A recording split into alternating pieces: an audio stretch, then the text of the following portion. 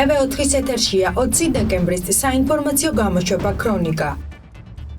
რუსთავის მუნიციპალიტეტის მეშვიდე მოწვევის საკრებულომ 172 მილიონ 75,000 ლარით განსაზღვრული ქალაქის 2025 წლის ბიუჯეტი დაამტკიცა. გადაწყვეტილება დღეს გამართულ საკრებულოს სხდომაზე დეპუტატებმა 19 ხმით მიიღეს. ბიუჯეტის პროექტს მხარი არ დაუჭირეს ფრაქცია რუსთავის საქართველოსთვის წევრებმა და პარტია ლელოს 2 წევრმა. სხდომას არ ესწრებოდნენ და შესაბამისად კენჭისყრაში მონაწილეობა არ მიიღეს ფრაქცია ერთიანი ნაციონალური მოძრაობის წევრებმა. ფრაქცია რუსთავის საქართველოსთვის თავმჯდომარე ნათია შელეგიამ სხდომის დასაწყისში პოლიტიკური განცხადება გააკეთა. მან დაასახელა ის მიზეზი, რის გამოც მომავალი წლის ქალაქის ფინანსურ დოკუმენტს ფრაქციამ მხარი არ დაუჭირა და ფრაქციის წევრებთან ერთად სხდომა დატოვა. ქალაქის მთავარი ფინანსური დოკუმენტის პროექტის მეორე ვერსია საკრებულოში 10 დეკემბერს განახლებული პარამეტრებით 39 მილიონი ლარით გაზრდილი შემოვიდა.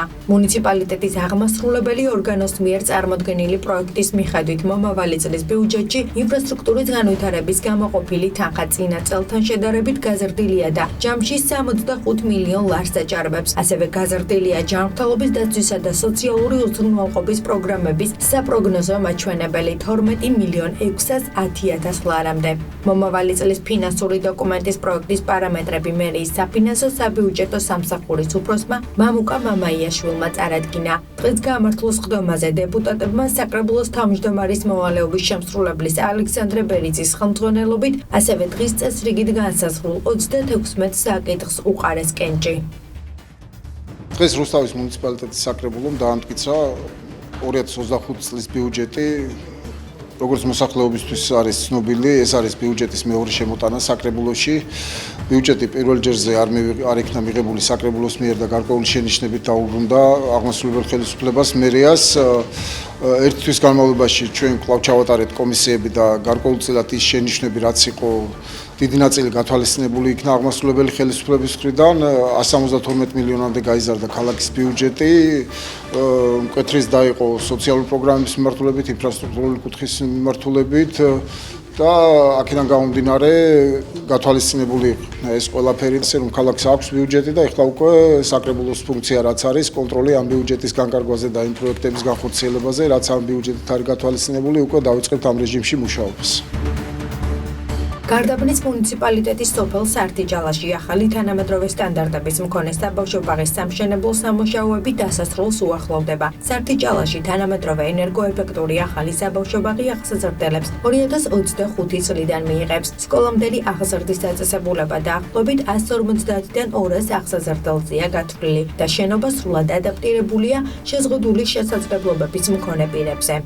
თანამედროვე სტანდარტების გათვალისწინებით შენდება დაახლოებით 200 ბავშვზე გათვლილი საბავშვო ბაღი, რომელსაც ხედავთ თქვენ, რომ უკვე სამუშაოები დასრულების პირასარი თითქმის და 2025 წელს ვაპირებთ უკვე ბავშვების მიღებას.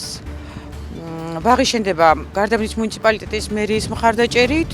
ნიშნულოვანია, რომ სკოლამდელი აღზრდის დაწესებულება ევროსტანდარტების დაცვით შენდება და პროექტის დასრულების შემდეგ პატარების საცხოვრებელთან ახლოს მდებარე კეთილმოწყობილ ბაღში შეძლებენ სიარულს. ახალ სკოლამდელ აღზრდის დაწესებულებაში გათვალისწინებულია შიდა ინფრასტრუქტურის გარდა გარეთ სივრცეების და რეკრეაციული ზონების მოწყობა. ხედავთ თქვენს მნიშვნელოვანი პროექტი ხორციელდება სოფელ სართიჯალაში. საბავშვო ბაღი უკვე დასრულების პირასაა. დაახლოებით 200 ბავშვამდე შეძლებს ეს ბაღი მიღებას, ბავშვების რაოდენობის, სრულად აკმაყოფილებს სტანდარტებს. მოგეხსენებათ, სართიჯალა ერთ-ერთი დიდი სოფელია, აქედან გამომდინარე მოსახლეობის მოთხოვნა იყო დიდი საბავშვო ბაღის მშენებლობაზე და განხორციელდა ეს პროექტი მოსახლეობის მოთხოვნიდან გამომდინარე. სართიჯალის გარდა კიდევ ერთი სკოლამდელი აღზრდის დაწესებულება სოფელ მარტყოფშიც შენდება. ბაღების პროექტი ფინანსდება მუნიციპალური განვითარების ფონდის მიერ და მათმა ჯამბურმა ღირებულებამ 7 მილიონ ლარამდე შეადგინა. მოქალაქეთა კომფორტული გადაადგილების მიზნით ქალაქ ბოლნისში გზების კეთილმოწყობის სამუშაოები მიმდინარეობს. წმინდა ნინოს ქუჩაზე 1000 გრძივ მეტრზე ასფალტის საფარის მეორე ფენა იგება. პროექტის ფარგლებში ასევე მოეწყობა ბორდიურები და ტროტუარები. ინფრასტრუქტურული პროექტი რეგიონებში განსახორციელებელი პროექტების ფონდისა და ადგილობრივი ბიუჯეტის თანადაფინანსებით ხორციელდება, რომლის ღირებულება 790,000 ლარს შეადგენს. ქალაქ ბოლნისში 2024 წელს გზების კეთილმოწყობის პროექტის ფარგლებში ვაჟა-ფშაველას ქუჩის მონაკვეთზე გზის მოწყობის სამუშაოები განხორციელდა. ადგილობრივი ბაზალტით მოიკერწყლა 1100 კვადრატული მეტრი გზა. ასევე მოეწყო გარეგანათების ქსელი, შეიცვალა საცხოვრებელი სახლის ჭიშკრები და ღობეები. პროექტი რეგიონებში განსახორციელებელი პროექტების ფონდისა და ადგილობრივი ბიუჯეტის თანადაფინანსებით განხორციელდა, რომლის ღირებულებამ 270,000 ლარი შეადგინა.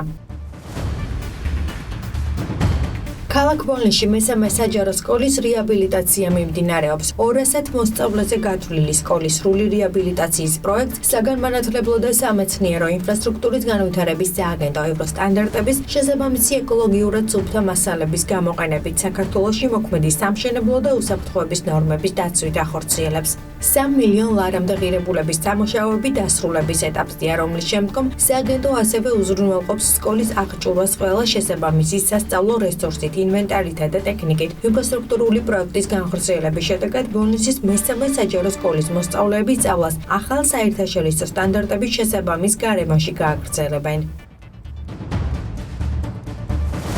ქალაქ ბოლნისში 21 დეკემბერს საახალწლო ღონისძიება გაიმართება. ღონისძიება მერიის მიმდებარე ტერიტორიაზე 14 საათიდან დაიწყება.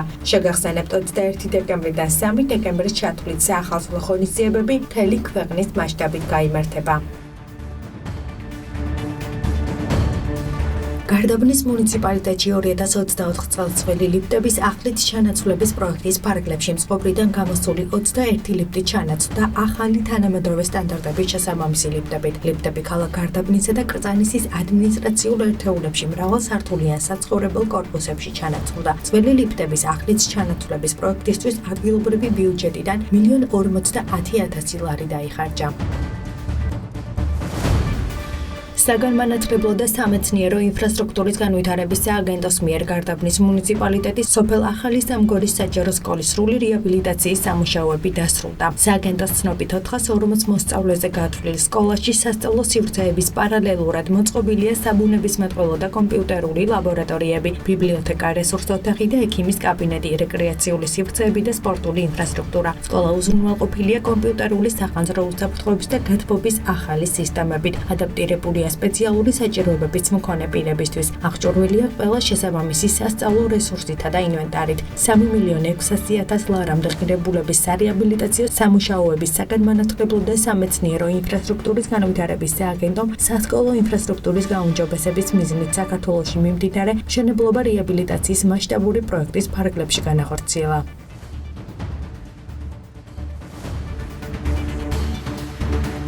ქალაქ ბოლნის 2024 წელს რამდენიმე კეთილმოწყობილი ქუჩა შეემატა, მათ შორისაა ვახტანგ გორგაცლის ქუჩა. პროექტის ფარგლებში ქვაფენილი 65 გრძივ მეტრზე დაიკო. მოეწყო ქუჩის გამყოფი ზოლი და დამონტაჟდა ლამპიონები. ინფრასტრუქტურული პროექტი რეგიონებში განსახორციელებელი პროექტების ფონდისა და ადგილობრივი ბიუჯეტის თანადაფინანსებით განხორციელდა და მისმა ღირებულებამ 120,000 ლარი შეადგინა. ქალაქ ბოლნის 2024 წელს კეთილმოწყობილი არსენ იყალთოელის ქუჩა შეემატა. პროექტის ფარგლებში ადგილობრივი ბაზალტით მოიკერწყლა 2800 კვადრატული მეტრის გზა. ასევე მოეწყო სანიაღვრე ქსელი, ტროტუარები, ღობეები, საცხოვრებელი სახლების ჭიშკრები და მზის ენერგიაზე მომუშავე გარეგანათების სისტემა. პროექტი რეგიონებში განსახორციელებელი პროექტების ფონდისა და ადგილობრივი ბიუჯეტის თანადაფინანსებით განხორციელდა, რომლის ღირებულებამ 760,650 ლარი შეადგინა. 21 დეკემბერს ქვემო ქართლის რეგიონში ამინდის პროგნოზი იქნება. წალკაში დღისით 0 ღამით -8, დმანეში დღისით 3 ღამით -4. თეთრიწყაროში დღისით 4 ღამით -3 გრადუსი დაფიქსირდება. ბოლნისში დღისით 4 ღამით -3 გრადუსი იქნება. მარნეულში დღისით 6 ღამით -2 გრადუსი დაფიქსირდება. გარდაბანში დღისით 7 ღამით -1 გრადუსი არის მოსალოდნელი. თბილისში დღისით 7 ღამით კი 0 გრადუსი იქნება. რუსთავში დღისით 7 ღამით კი -1 გრადუსი დაფიქსირდება. დღის ყველა სიახლეს ნახავთ TV4-ის ოფიციალურ ვებგვერდსა და Facebook გვერდზე TV4G, რომელიც მუდმივად განახლებად რეჟიმში მუშაობს.